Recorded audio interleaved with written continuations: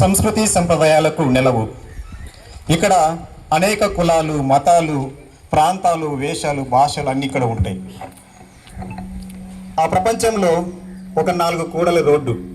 అక్కడ వందలు, వేలు, కోట్లు జనం ఆ దారిలో వెళ్తూ ఉంటారు. అక్కడ ఒక పనికిరానటువంటి ఒక రాయి కనిపిస్తుంది. ఆ రాయిని జనం చూస్తారు కానీ ఎవరు ఉపయోగించుకోరు.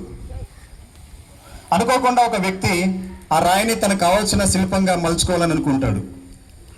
అలా తనకు నచ్చినట్టుగా శిల్పాన్ని తయారు చేసుకుంటూ ఉంటాడు. అలా శిల్పాన్ని తయారు చేస్తూ తనకు నచ్చిన దేవునిగా తనకు నచ్చినట్లుగా ప్రార్థన చేస్తాడు.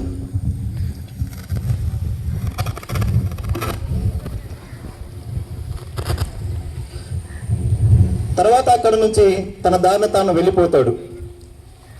కొన్ని రోజులలో మరో వ్యక్తి ఇదివరకు పనికిరానటువంటి ఆ రాయి ఒక రూపంగా మారిపోవడం గమనించి తనకు కావలసిన శిల్పాన్ని తయారు చేసుకుంటూ ఉంటాడు.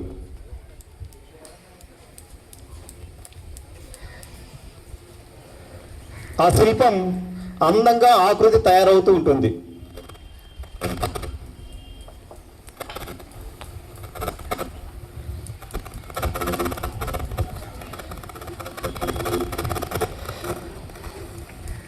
శిల్పం అంటే ఒక ప్రతీక, ఒక గుర్తు, ఒక విశ్వాసం, ఒక జాతికి ఒక మార్గదర్శనం.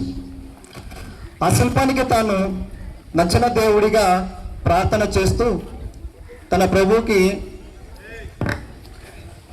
ప్రార్థన చేస్తాడు.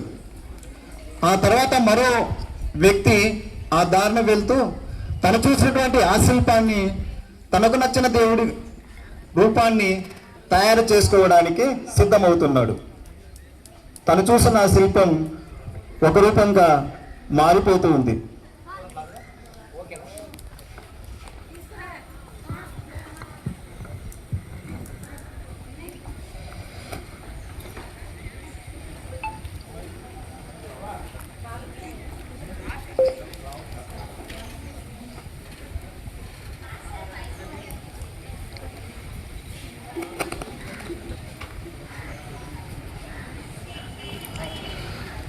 తన దేవుడికి తాను ప్రార్థన చేసి అక్కడి నుంచి నిష్క్రమిస్తాడు.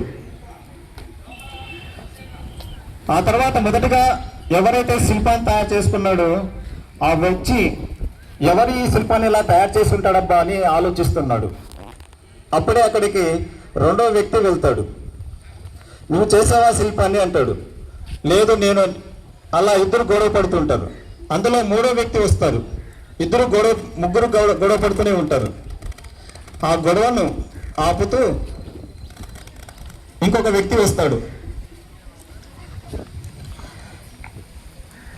ఆ వ్యక్తి తనకు నచ్చిన శిల్పాన్ని తయారు చేస్తున్నాడు.